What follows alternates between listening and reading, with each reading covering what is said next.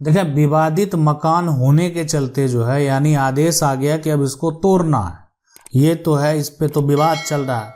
अब विवाद चलेगा, जब आदेश आ गया तो इसको तो हटाना पड़ेगा।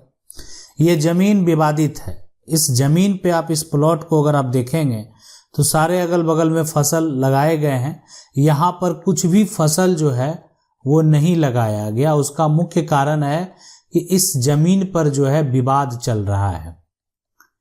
आप बहुत जगह ऐसा देखे होंगे कि जब विवाद होता है ना और कोई बीच में अगर धोखाधड़ी करना चाहता है तो जमीन का जो मालिक हो या कोई अन्य व्यक्ति के द्वारा वहाँ पर प्लॉट के पास जो है लिख दिया जाता है कि इस जमीन पे जो है विवाद है या खरीद बिक्री के लिए नहीं है, तो ये मेंशन कर दिया जाता है। अच्छी बात है, बता दिया जाता है कम से कम कि इस जमीन पे विवाद चल रहा है। धोखा करने वाले जो होते हैं वो धोखा कर भी देते हैं। अब है कि ये विवादित मकान है, विवादित मकान है, आदेश आ गया तो मकान तो तोड़ना पड़ेगा। आखिर ये विवादित हुआ क्यों, कैसे विवादित हुआ?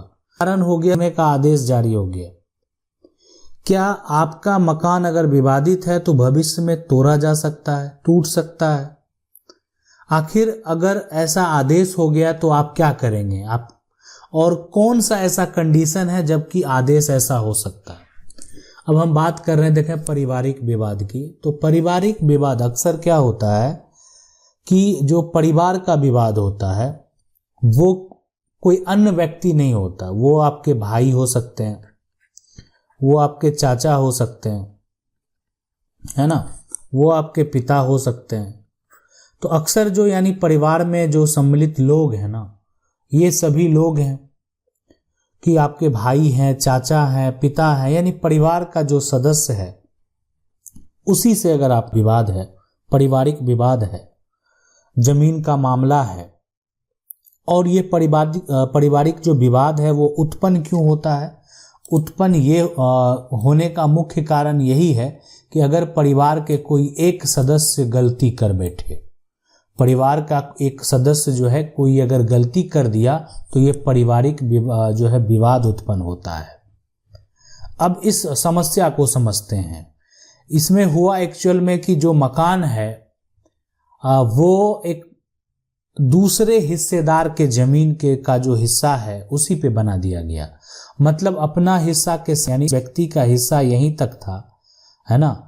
अब इसके बगल में ये इसके फटीदार का शेयर था, लेकिन फिर भी फटीदार के हिस्से में भी जो है मकान बनाकर कब्जा कर लिया गया, है ना। अब फटीदार तो यहाँ रहता नहीं है, जो हिस्सेदार है वो तो रहता ही नहीं है। अब जो है देने को मकान तैयार ही नहीं है, ठीक है। अब यही कंडीशन लगा रहा है कि मेरे पास ये जमीन आप बेच दें, और बनाया भी इसी नियत से गया कि इसको जो है हम तो बना लेते हैं, कब्जा कर लेते हैं, हम ही खरीद लेंगे, ठीक है। मेरे हिस्से में अगर ये बना दिया गया तो इसको हम ही खरीद लेंगे, ऐसा मन में जो है। लेकिन ऐसा हुआ नहीं, हुआ इसका उल्टा। हुआ क्या कि अब ये व्यक्ति जो पारिवारिक विवाद जो उत्पन्न होने का मुख्य कारण हुआ, ये व्यक्ति चला गया कोर्ट, और कोर्ट में जाके अपना हिस्सा ढूंढने लगा।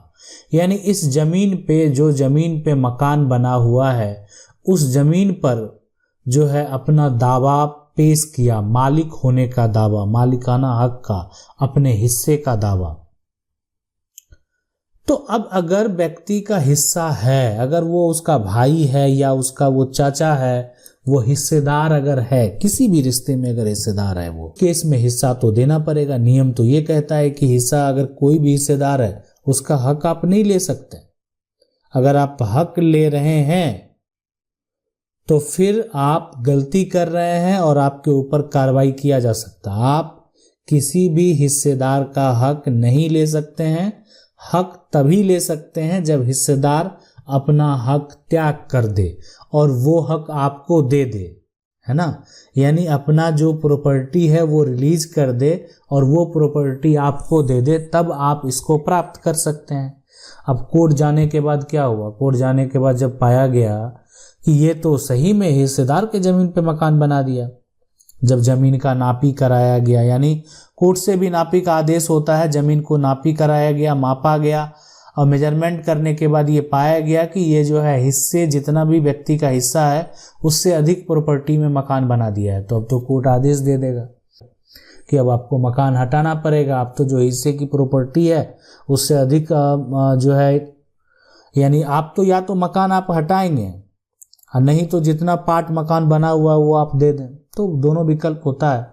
अब मान लेते हैं कि जो हिस्सेदार है, जो भाई है, वो अब मकान लेना नहीं चाह रहा है, उसके एवज में वो तोड़ के हटाना सही उसको लग रहा है, तो कोर्ट का आदेश तो वही होगा कि जगह जो आप जिस पे कंस्ट्रक्शन कर दिए उसको खाली करना है, उसको हटाना, इसलिए कि आपने जो निर्माण कराया वो अवैध है, और अवैध निर्माण अगर आपने कराया है तो उस पर एक्शन तो लिया ही जाएगा। उसी प्रकार जो है जब मामला विवादित जमीन का होता है तो विवादित जमीन में मान लेते हैं कि कोई एक व्यक्ति अपना हिस्सा बेच लिया, मान लेते हैं ये जो है एक हिस्सेदार का था, वो उसको बेच दिया है, ठीक है। अब इस पे विवाद उत्पन्न कर दिया, तो मामला जब कोर्ट में जाता है ना, तो कोर्ट में क्या होता है कि अब कोर्ट में कोई भी जो पक्ष है वो क्या किया यहाँ पर कि बोला कि नहीं, इस पे हमको स्टे दे देने के लिए, ठीक है। तो स्टे में क्या हो जाएगा कि स्टे अगर मिल गया ना, तो इस पे किसी भी प्रकार का जब तक कि फैसला नहीं हो जाएगा तब तक आप कुछ नहीं कर सकते। स्टे लगने का ये फायदा है, मतलब यह एक प्रकार रोकथाम हो गया कि जब तक कोर्ट का फैसला नहीं आएगा तब तक आप इस जमीन का उपयोग नहीं कर सकते हैं, वो जमीन क्यों ना आप ही का जमीन हो, इसलिए कोर्ट के द्वारा रोक लगा दिया गया है।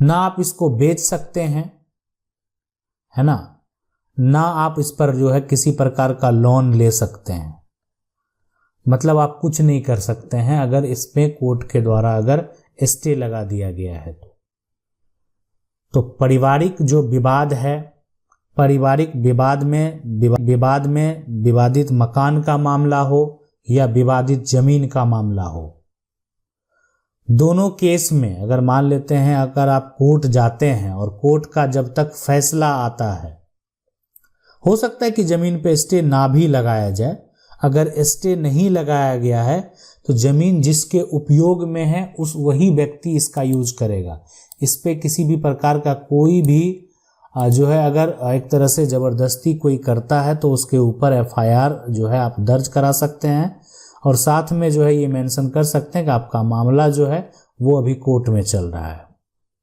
मान लेते हैं कोई इसको जबरन कब्जा करने का प्रयास करे या इस पे किसी भी प्रकार का कोई विवाद खड़ा करे, तो उस केस में आप ऐसा कर सकते हैं। अब सवाल ये उठता है यहाँ पर कि ये जो विवादित जमीन है, अगर इस पे केस चलते हुए कोई अगर बेच दिया, ये भी होता है कि ऐसा करते चल रहा है, समय लग रहा है, अब ऐसा करते हैं कि इसको बेच देते हैं, हम तो इससे निकल जाएंगे, जो खरीदेगा वो जानेगा, खरीदने वाला इसको खरीद लिया, या तो उसको पता नहीं है कि इस पे केस चल रहा है ना, तो खरीदने वाला जो है ना, या पता भी है तो सस्ते में ले लिया, उसको लगा कि हम तो वर्चस्व वाले लोग हैं, दबंग लोग हैं, तो मेरा तो कुछ होगा नहीं। लेकिन जब न्यायालय का फैसला आता है तो वहां ये नहीं देखा जाता कि आप दबंग हैं, या इसलिए कि वहां पर तो वही लोग जाते हैं, मामला किसका जाता है कोर्ट में, अपराधी लोगों का, उससे बड़ा कोई दबंग थोड़ी होता, वो अपराधी में संलिप्त है। या बड़ा बड़ा कोई मान लेते हैं कि जो बड़े बड़े पोस्ट पे हैं, क्या उस पर कार्रवाई नहीं हुआ, आप जाके बैकग्राउंड जाके देख सकते हैं कि बड़े बड़े जो मिनिस्टर हैं, अधिकारी हैं, क्या वो जेल गए कि नहीं गए, किसी भी तरह का भ्रष्टाचार के आरोप में जेल गए कि नहीं गए। तो न्यायिक प्रक्रिया पे आज भी लोगों को विश्वास है, और विश्वास रखना पड़ेगा आपको। बहुत लोग को लगता है कि नहीं फैसला सही से नहीं होता, वो अपने मन से एक सोचते हैं और एक अपना उनका जो फीलिंग है, एक्सपीरियंस है, वो बोलते हैं। बहुत लोगों के मुंह से आप सुने होंगे कि अगर आप पैसे खर्च नहीं करेंगे तो फैसला नहीं होगा, ऐसा नहीं होता। अगर आपके पास वकील नहीं है, आप अगर अपना पक्ष रखने के लिए आप वकील भी नहीं कर सकते हैं, उनका फी भी नहीं दे सकते हैं, तो आपको फिर भी जो एक तरह से जो अधिवक्ता है वो मुहैया कराया जाता है। तो इसीलिए जो न्यायपालिका है आपको उस पर विश्वास रखना चाहिए। आपकी जमीन है, ठीक है, कोई कब्जा कर लिया है ना, तो आप जाके उससे लड़ाई करेंगे, मारपीट कर लेंगे, तो हो सकता है कि आपके ऊपर केस हो जाए। ये कब्जा कर लिया, बना लिया, ठीक है, मान लेते हैं बनाने टाइम ही रोकना चाहिए था, लेकिन पता नहीं चला, बाद में जब बाहर से लोग आए तो पता चला ये मकान तो बन चुका, तो क्या होगा, मकान होगा, मकान बना लिया है ना, लेकिन आपको पता है कि आपकी जमीन है, आपके हिस्से की प्रॉपर्टी है, और वो व्यक्ति बना लिया तो आपका कानूनी अधिकार है। एक पिता के अगर 2 बेटे हैं तो दोनों बेटे का समान अधिकार है। कोई बेटा अगर ये कहे कि हमको अधिक प्रॉपर्टी चाहिए तो ये कदापि संभव नहीं है, या कोई अपना वर्चस्व दिखा के कब्जा भी कर ले तो ये भी संभव नहीं है। आशा करते हैं वीडियो अच्छा लगा होगा। वीडियो को लाइक जरूर कर दें। चैनल को पहली बार देख रहे हैं सब्सक्राइब करके जो बेल आइकन है उसको जरूर दबा लें। मिलते हैं अगले वीडियो में, तब तक के लिए जय हिंद।